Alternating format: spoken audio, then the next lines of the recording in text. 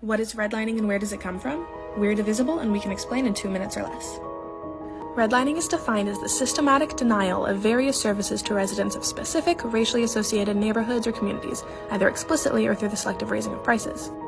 So, where does redlining come from and what does that actually mean for people today? Redlining began in the 1930s as a part of the New Deal, which was a way to spur home ownership for Americans who were still dealing with the fallout of the Great Depression. One of these programs created government-issued mortgages that made buying a home possible for middle-class Americans.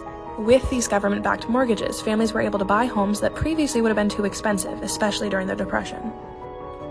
However, not everyone was able to get these mortgages, especially communities of color.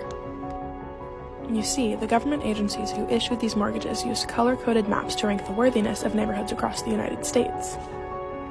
Neighborhoods were ranked from least to most risky.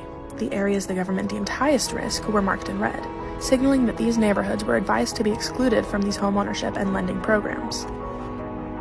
Most of these areas were neighborhoods where Black residents lived. The argument for redlining was based on an incorrect and racist theory that the presence of any population of Black residents would lead to a decline in property values, which would harm all surrounding residents, creating more economic instability after the Great Depression.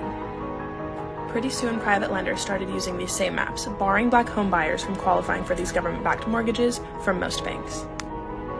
These maps still have a huge and wide-ranging impact on communities today, with consequences ranging from socioeconomic disparities to health outcomes to implications in the criminal justice system and more. Follow us to learn more and watch Divisible, coming out on July 8th.